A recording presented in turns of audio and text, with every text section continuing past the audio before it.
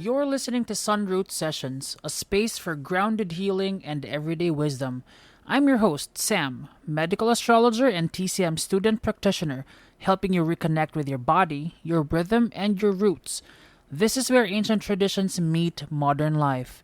Before we begin, if you enjoy the space, don't forget to follow the podcast so you never miss a session. Let's dive right in. Hey, welcome back to the show. Okay, let's start with something real. You know that feeling when your chest feels tight kahit wala namang dahilan? Or parang you're always on edge kahit nasa bahay ka lang? That's stress showing up, not just in your head, but in your whole body. Stress is sneaky. It's not only feeling pressured, it's in the headaches, it's in the shallow breathing, it's in the digestion that suddenly doesn't work, it's in the skin breakouts, the mood swings, the constant tiredness. And what makes it tricky is most of us get so used to it, akala natin normal siya.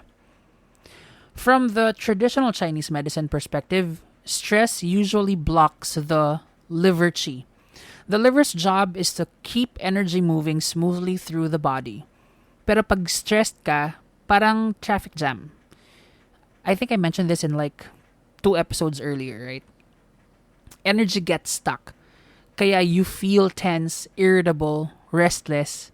You sigh a lot. You get chest tightness.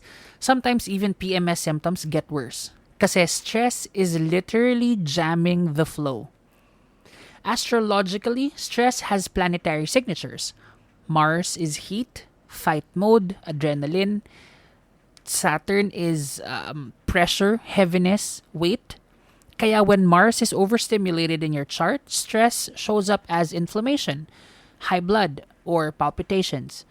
When Saturn is dominant, stress feels like being paralyzed, sobrang pagod, stiff joints. Two very different stress signatures, but both very much exhausting. And emotionally, stress can shrink you. It can make you doubt yourself, withdraw, lose joy.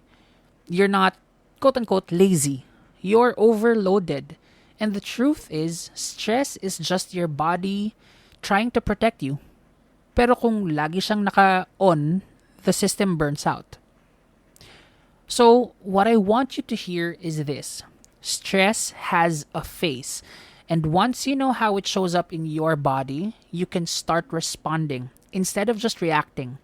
That's the first step. Let's make a distinction. Kasi hindi lahat ng stress pare-pareho. Short-term tension versus chronic stress. Short-term tension, that's like cramming for an exam or racing to meet a deadline. Your body flips into fight or flight mode. Adrenaline pumps, muscle tighten, heart rate climbs. Honestly, useful siya. That's your body protecting you, giving you extra power to push through.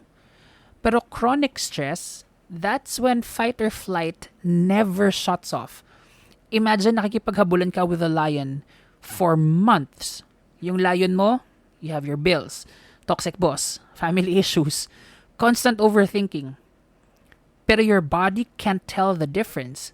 Kaya kahit wala na yung lion, the alarm bells keep ringing. In TCM, short-term stress is like wind. It comes in fast, shakes things up, then leaves. Chronic stress is more dampness or phlegm. It's sticky, heavy, lingering. Over time, it weakens the spleen, exhausts the kidneys, and blocks the heart spirit. That's why long-term stress makes you not just tired but also hopeless or anxious. Astrology explains this beautifully. Mars is short-term stress, hot, reactive, quick burn. Saturn is chronic stress, cold, heavy, never-ending weight. Kaya short-term stress needs a quick release, exercise, deep breathing, a night of rest. But chronic stress, it needs long, consistent rebuilding, warmth, nourishment, structure. Yan. The problem is, a lot of us confuse these two. They think they're just stressed today, when actually it's been chronic for years. How do you know? Ask yourself, do you bounce back after rest or do you wake up tired every single day? If it's the second, that's chronic. And here's the truth. Chronic stress isn't just your mood. It's pathology in the making. It's high blood pressure, diabetes risks, gut disorders, anxiety spirals. Ayan. So, kaya the earlier you can tell the difference, the faster you can intervene. So, when you're ready to stop treating your long-term exhaustion like it's just another busy day, that's when we do the deeper work. See, in a consult, we map out, is your stress more Mars type or Saturn type? Is your body dealing with wind or just drowning in dampness? That clarity changes everything kasi the recovery path becomes clear. Have you ever noticed this? Some people, when stress piles up, they totally crash. Fever, migraines, flu, can't get out of bed. Meanwhile, others don't crash. They numb out. Parang zombie. Wala nang joy. Just going through the motions. Why the difference? In TCM, it depends on how your chi responds.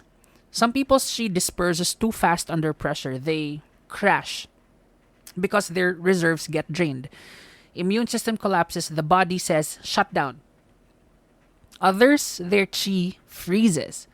Instead of dispersing, it locks. Kaya they look functional, pero inside, frozen, disconnected, walang movement. Astrology paints the same picture. Crashers usually have strong moon signatures. The moon rules fluids, immunity, and rhythms. When overwhelmed, their system floods and collapses. Numbers often have Saturn or Neptune influence. Saturn numbs with heaviness and rigidity. Neptune numbs with fog and escapism. Kaya, two people under the same stress, one crashes, the other goes emotionally offline. And here's the trap. Crashers blame themselves for being weak. Numbers blame themselves for being cold or uncaring. Pero actually, these are coping mechanisms. The body's way of saying, this is how I protect you. So, which one are you? Do you crash or do you numb out? Because that tells you what recovery you need. Crashers need deep nourishment, boundaries, rebuilding reserves, that type. Numbers need gentle stimulation, reconnection, bringing warmth back into the system. This is why generic stress advice just does not work. Yung mga tipong, just relax or relax lang or pahinga ka lang, those don't help the moon crashers. Or push through, yung sige lang, kaya mo pa yan. Sige lang, pasasaan pa. You've heard those, right? Those don't fix the Saturn numbers or the numbness that Saturn brings. So, paano mo malalaman if your body isn't just feeling stress, but actually holding it in? Here are the common signs. I'll give you 5. Number 1, muscle tension that doesn't leave. Shoulders na parang may backpack. Jaw na laging clenched. Lower back that's always tight. That's stress stored in fascia and muscles. Number 2, digestive issues. Bloating, constipation, reflux. TCM teaches that stress stagnates liver chi, which then attacks the stomach and spleen. Kaya kahit healthy diet ka, digestion suffers. Number 3, poor sleep. You can't fall asleep kasi utak mo it's racing, or you wake up at 3 a.m. Astrologically, that's Mercury overactivation. So the mind won't stop. Or Saturn pressing down on nighttime rhythms. Number 4, mood instability. Quick irritation, sudden sadness, snapping at small things. That's literally chi trying to move but hitting a wall. And then number 5, weak immunity. You get sick easily or recovery takes forever.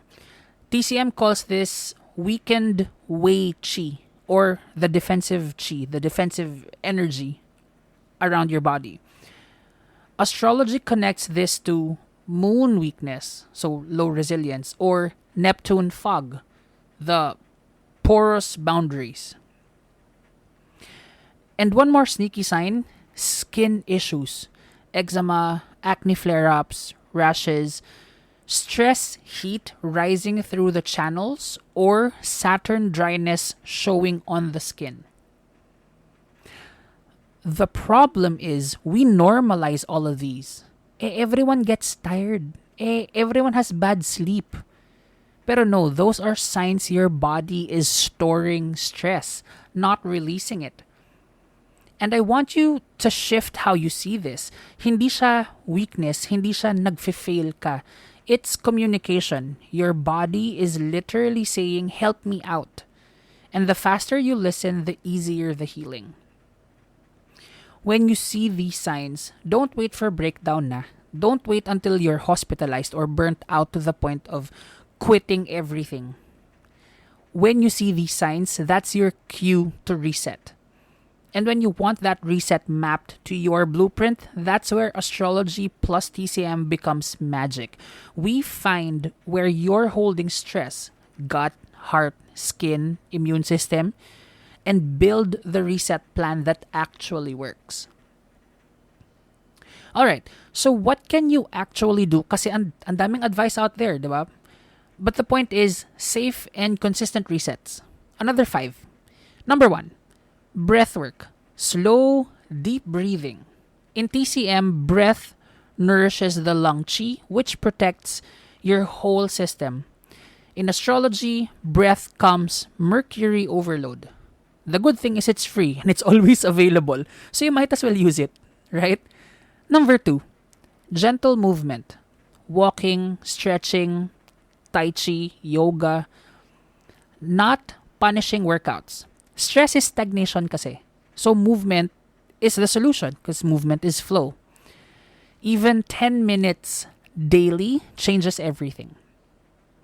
Number 3, rhythm. The body loves rhythm. Sleep at the same time, eat at the same times. This calms the spleen, grounds Saturn's heaviness, and restores safety to your nervous system. Number 4, nourishment. Warm, whole foods. Less cold and or raw foods, especially if depleted ka na. In TCM, cold weakens digestion. In astrology, warmth balances Saturn's chill. Number 5, connection. Why? Because stress isolates.